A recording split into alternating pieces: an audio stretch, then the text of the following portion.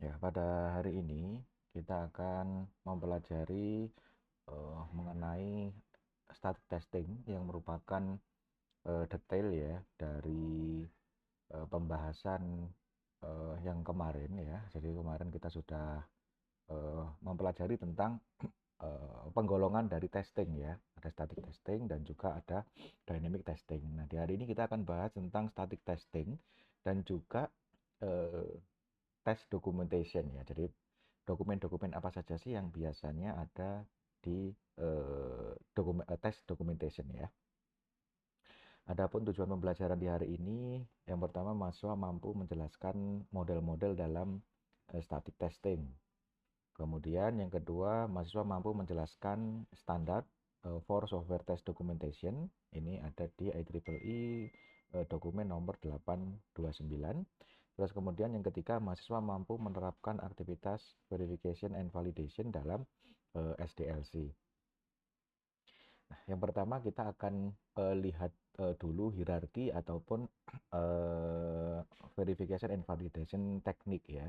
Ini kita di pertemuan yang lalu juga sudah melihat ya bahwa memang VNV teknik ini ada static method, ada juga dynamic method. Kalau yang static method itu yang dia itu yang diinspeksi itu dokumen, terus kemudian struktur kode, dan seterusnya tanpa menjalankan aplikasi. Nah, kalau yang dynamic methods ini dibutuhkan ada menjalankan aplikasi. Kita nanti secara khusus akan mempelajari ya walkthrough, code inspection, kemudian ada review, dan juga ada uh, formal proof. Tapi sebelumnya kita juga akan lihat bentuk-bentuk yang lain ya, selain tentu saja keempat metode tersebut. Oke, yang pertama, nah di sini simulation and prototyping. Ya. Simulation and prototyping ini sebenarnya ada teknik ya, teknik untuk menganalisa bagaimana sih nantinya behavior dari suatu produk. Ya, jadi kalau kita biasanya itu punya requirement, terus kemudian requirementnya itu belum divisualkan ya, simulation and prototyping ini bisa sangat membantu ya untuk supaya si user atau si stakeholder yang sedang dilibatkan itu punya bayangan itu kira-kira nanti bentuknya bagaimana sih gitu kan ya, itu simulation and prototyping. Nah, karena simulation and prototyping itu tanda kutip dalam tanda kutip itu executable ya. Artinya apa? Kita bisa misalkan mengoper-oper ya, mengoper-oper eh, simulasi tadi kan ya. Misalkan bentuk requirement-nya itu nanti kalau setelah ini berjalan mana yang langkahnya selanjutnya yang mana. Langkah selanjutnya yang mana itu bisa dioper-oper dan bisa diganti-ganti gitu kan ya. Sehingga si pengguna itu juga bisa membayangkan ya. Bisa juga membayangkan. Oke, ini salah satu cara juga dalam static testing ya, jadi simulation and prototyping. Terus kemudian ada juga requirement tracing, ya requirement tracing. Di sini kalau dari terjemahannya ya, ini ada pelacakan ya, pelacakan perangkat lunak atau pelacakan requirement. Jadi teknik untuk memastikan bahwa suatu produk ini bisa dilacak ya, bisa dilacak. Ada dua buah aspek yang biasanya dipakai ya. Biasanya kan kalau eh, ada sumbu X, ada sumbu Y, itu sumbu X-nya bisa merepresentasikan hal tertentu, yang Y juga bisa merepresentasikan hal tertentu. Contoh misalkan dalam satu perpotongan sumbu X dan sumbu Y ya, ini ada sumbu X-nya ini memetakan requirement-nya atau kode requirement-nya. Terus kemudian sumbu Y-nya ini software modul. Jadi misalkan nanti ada sumbu X requirement nomor satu itu ada di modul nomor berapa. Nah, itu bisa dipetakan dengan menggunakan sumbu X dan sumbu Y gitu kan ya. Misalkan di sini sumbu X-nya requirement, yang di sini modulnya. Berarti nanti yang di sumbu X requirement nomor satu itu ada di modul berapa, itu nanti tinggal dicontreng gitu atau ditandai. Demikian juga dengan bentuk yang kedua ya, tipenya itu memetakan sumbu X-nya requirement tetap ya, terus kemudian yang sumbu Y itu test case-nya ya. Jadi test case nomor berapa, nah, itu bisa ditandai requirement-nya nomor berapa, test case-nya nomor berapa. Terus kemudian yang ketiga juga bisa eh, sumbu X-nya itu requirement ya, jadi kode requirement-nya, terus kemudian sumbu Y-nya itu evaluation approach-nya. Ya evaluation-nya itu nanti pakai inspection atau mau pakai langsung acceptance test atau bagaimana, itu bisa dipetakan pakai sumbu X dan sumbu Y gitu ya. Itu eh, paradigma requirement tracing. Kemudian ada juga bentuk yang ketiga ya, terkait static testing ini, ada proof of correctness ya, atau formal verification. Jadi formal verification ini melibatkan notasi-notasi matematis ya, notasi matematis.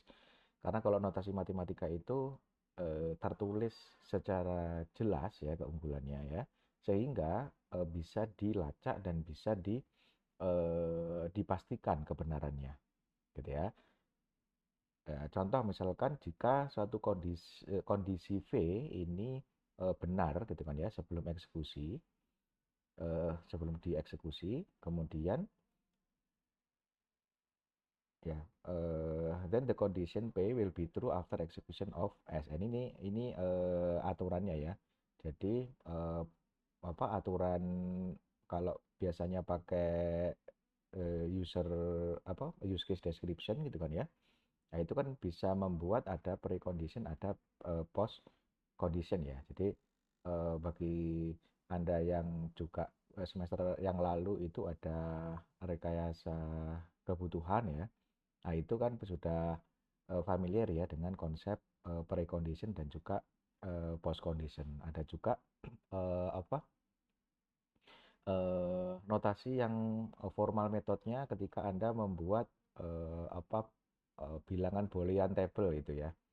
Nah, jadi kalau misalkan kondisinya eh, terpenuhi berarti itu true gitu kan ya. Kalau kondisinya tidak terpenuhi berarti false gitu kan ya.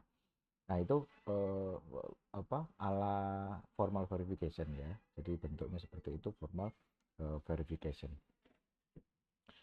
Dan tentu saja tidak hanya seperti itu ya. Jadi bentuk-bentuk yang lain yang dia itu memverifikasi apakah rumus yang digunakan itu tepat atau tidak, itu formal verification ya.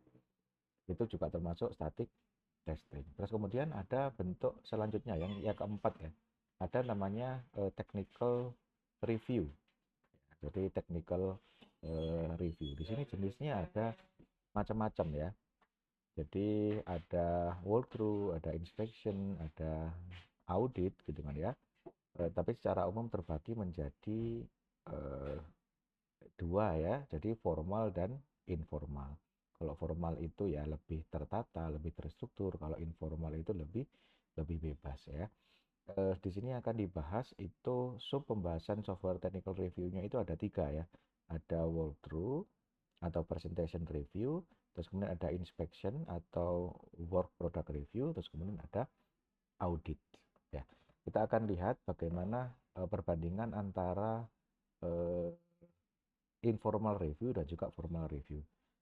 Nah, kalau informal review ini ya biasanya komentar-komentarnya itu lebih spontan ya. Meetingnya juga lebih lebih spontan dan fleksibel. Kalau yang formal review itu lebih tertata, ya, lebih direncanakan. Kemudian yang informal review ini reviewer tidak punya responsibility, tidak punya tanggung jawab.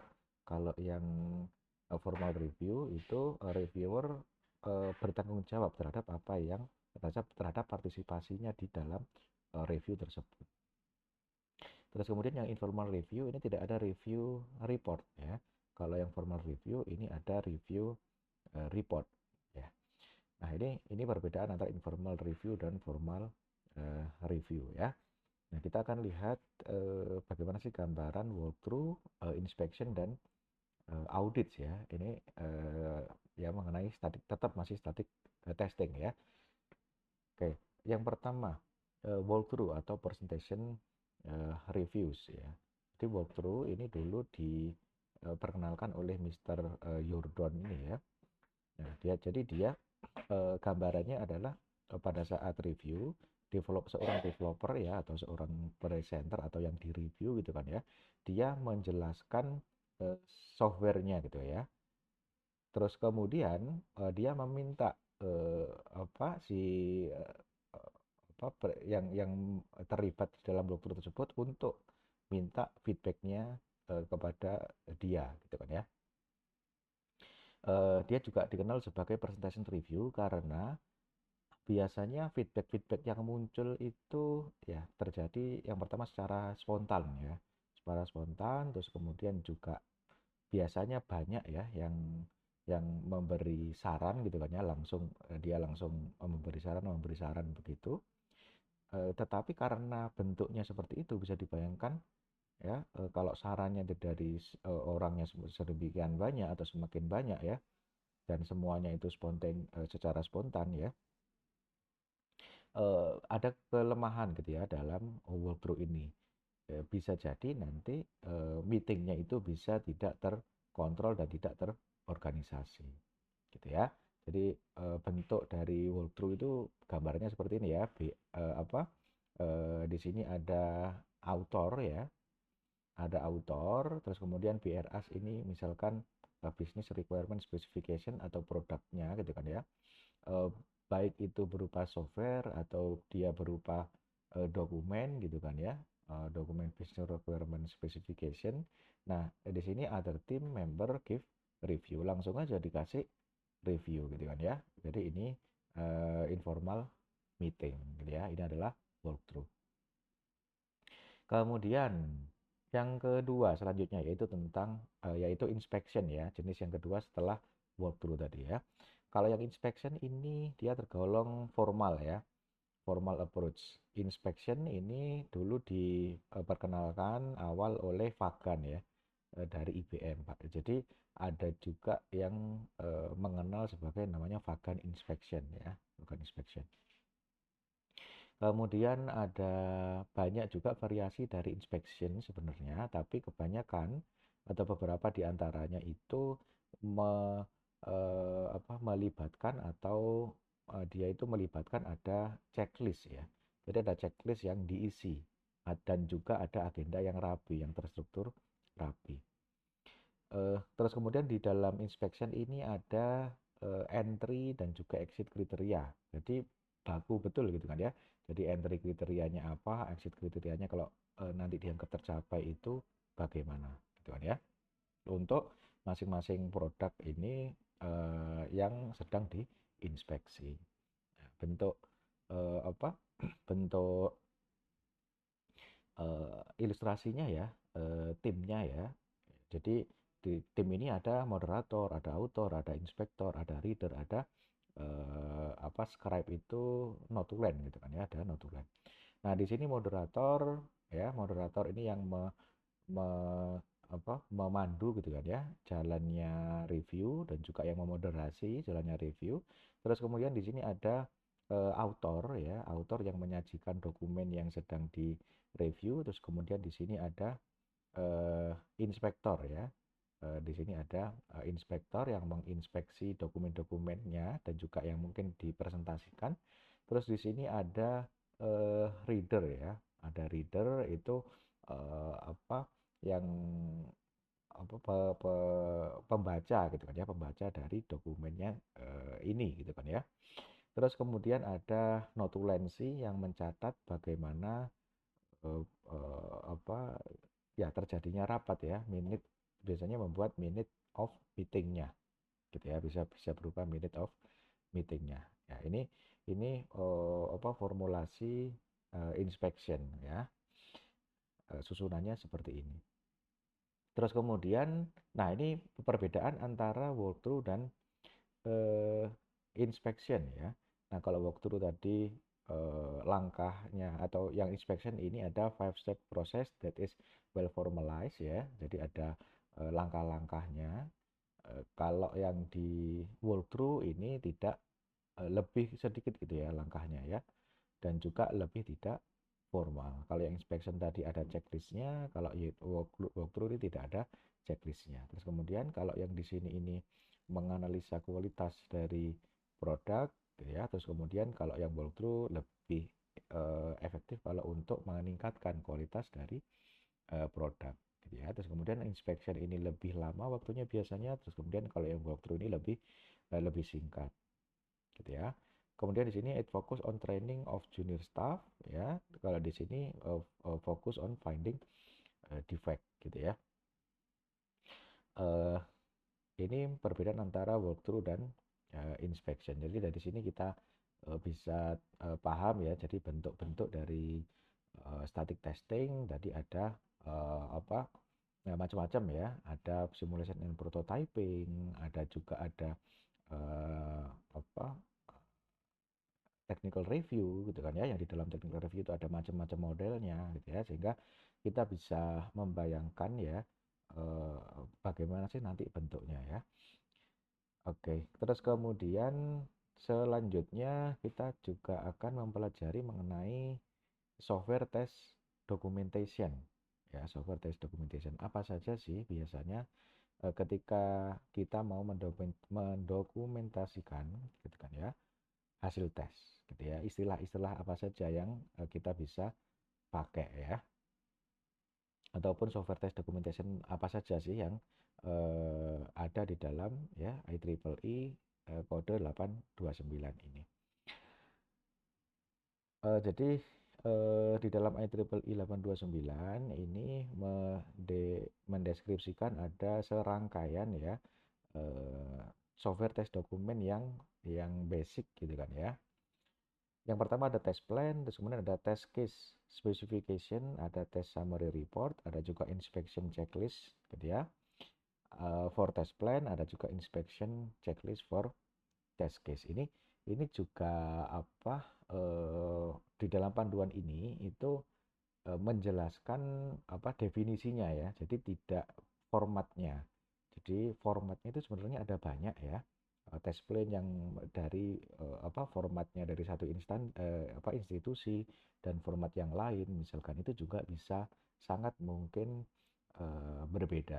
Jadi dari dokumen IEEE 829 itu hanya menuliskan panduan-panduannya ya. Jadi test plan seharusnya bagaimana, apa saja yang harus ada begitu ya. Kita juga akan mempelajari berdasarkan panduan tersebut ya. Jadi yang pertama, test plan. Apa saja sih yang harus ada di dalam dokumen test plan? Yang pertama, test item. Ya, jadi di dalam test item ini menunjukkan apa saja sih yang harus dites. Versinya versi berapa? Kemudian revisinya revisi ke berapa gitu kan ya. Kemudian ada juga approach. Deskripsi bagaimana sih pendekatan dari eh, pengujian nantinya gitu kan ya. Terus kemudian ada apa poin item pass atau fail kriteria ya. Jadi bagaimana menunjukkan bahwa tes itemnya itu berhasil atau tidak. Terus kemudian deliverables ya. Jadi deliverable dokumen. Biasanya apa yang ada di dalam test plan itu nantinya itu dibutuhkan dokumen yang seperti apa gitu kan ya. Hasil dari testing nanti itu dokumen berupa apa gitu kan ya.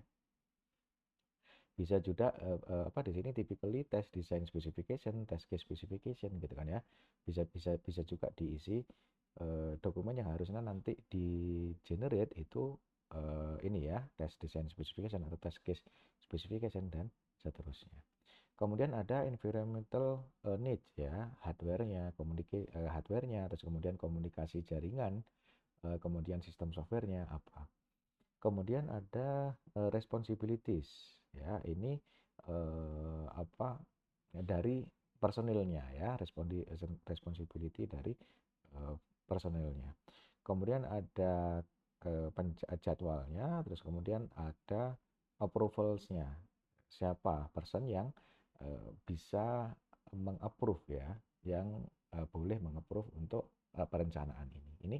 Ini ada pada dokumen test plan ya, poin-poin yang ada dalam dokumen test plan. Sekali lagi, untuk template-nya itu bisa jadi satu institusi dan institusi yang lain itu bisa berbeda, tapi isinya di dalamnya ya, poin-poinnya itu pada umumnya seperti yang diatur pada standar ini tadi ya, IEEE tadi. Ini untuk yang pertama test plan. Terus kemudian ada juga dokumen test case specification ya. Di sini ada test item ya. Ada test item, terus kemudian ada input specification ya. Di sini ada penjelasan input specification, menspesifikasikan input apa saja yang bisa atau perlu dimasukkan, terus kemudian outputnya apa, terus kemudian ada environmental need ya, terus kemudian ada deskripsi ya, special procedural requirement, terus kemudian ada intercase dependencies gitu ya. Ini test case specification. Format-formatnya ada banyak juga sekali lagi ya, tapi yang ada di dalam format atau template-nya itu ya poin-poin demikian ini. Kemudian ada bug report ya, atau test incident report ya. Jadi ada summary ya, ringkasan ini menceritakan tentang apa gitu kan ya, atau report tentang apa. Terus kemudian ada bug description, ini ada inputnya, terus kemudian expected resultnya seharusnya, terus kemudian actual resultnya bagaimana. Ini yang utama gitu kan ya. Inputnya bagaimana, seharusnya bagaimana, ternyata keluarnya bagaimana. Terus kemudian date and time, dan juga test prosedur step, terus kemudian environment itu juga harus diceritakan. Terus kemudian repeat ability ya, apakah itu bugnya tersebut itu hanya selalu muncul, terus kemudian kadang-kadang muncul kadang enggak, atau cuma sekali saja dan tidak ditemukan muncul lagi gitu kan ya. Terus kemudian ada testernya siapa, terus kemudian orang lain yang mengobserv itu siapa yang tahu hal tersebut ya, terus kemudian ada additional information. Terus kemudian ada keterangan tentang impact ya, priority of solving, terus kemudian ya itu bisa dikasih keterangan ya, ini priority of solvingnya bagaimana. Ini untuk bug report ya. Jadi ya pastinya masih banyak juga keterangan-keterangan yang lain ya, yang bisa ditambahkan ya, tapi paling tidak dalam dokumen bug report itu ada poin-poin tersebut. Kemudian ada tes summary report ya, jadi laporan tes secara summary gitu kan ya. Summary itu apa namanya, rangkuman gitu kan ya. Nah di sini ada rangkuman evaluasi dari tes item, terus kemudian apa saja, menceritakan apa saja yang dites, terus kemudian varians ya, atau deviasi dari tes item tersebut. Kemudian ada summary-nya dan juga ada evaluation. Ini analisanya itu secara summary gitu kan ya, secara keseluruhan gitu ya. Ada juga ya ada summary of activities, terus kemudian ada approvals ya, ada specifies the person yang berwenang ya sebenarnya untuk mengapprove. Terus kemudian ya ada summary report, ada juga namanya dokumen inspection ya. Jadi kalau di bagian inspection yang sebelumnya tadi itu ada checklist ya. Nah, checklist itu bentuknya seperti ini. Ya, jadi semacam orang yang menjadi inspektor atau yang apa ya istilahnya ya, orang yang melakukan inspeksi ya, itu dia akan dibekali oleh serangkaian checklist. Pada umumnya seperti itu. Dia menilai ya, apakah masing-masing poin-poin ini itu sudah atau belum gitu kan ya. Contoh misalkan di sini have all material required for a test plan ya, inspection been received ya. Apakah seluruh hal yang dibutuhkan untuk test plan ya itu sudah diterima misalkan ya. Terus kemudian apakah seluruh material ini ada pada physical format. Nah, ini tinggal di contreng-contreng gitu kan ya sama si inspektornya. Satu, mana sih yang sudah ada gitu kan ya. Nah, mana yang sudah ada, mana yang belum. Sehingga luarannya dari inspection checklist ini adalah mana poin yang belum terpenuhi, gitu kan ya. Hak luarannya dari inspection itu seperti itu. Demikian juga dengan inspection checklist contoh ya untuk test case. Ini masih ada banyak ya selain contoh yang ada di sini ya. Inspection checklist terhadap test case itu kan have all test case standard been followed misalkan. Apakah keseluruhan test case itu sudah sesuai standar gitu kan ya. Nanti kalau sudah sesuai standar semua baru di contreng gitu kan ya. Nah, luarannya sama juga untuk yang test case. Apakah semua mana saja ya di antara checklist ini yang memang belum terpenuhi. Biasanya luarannya atau kesimpulannya dari inspection itu seperti itu, gitu ya. Nah, di hari ini ya kita sudah mempelajari ya bagaimana sih atau beberapa ya di antaranya model-model testing ya yang tergolong ke dalam static testing yang kita bahas di hari ini itu bisa diterapkan pada yang pertama requirement gitu kan ya. Di fase requirement juga ada inspectionnya, ada juga walkthrough-nya gitu kan ya. Di desain juga masih bisa ya.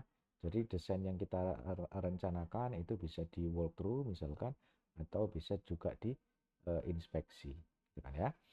Dan juga kita juga sudah melihat atau mempelajari ya standar dari IEEE 829 ya. Apa saja sih yang perlu ada ketika kita membuat software suatu software test documentation ya. Terus kemudian nanti diharapkan pada saat praktikum ataupun di kelas itu kita bisa menerapkan aktivitas verifikasi dan validasi ya dalam SDLC. Demikian materi hari ini. Untuk selanjutnya kita lanjut ke sesi tanya jawab.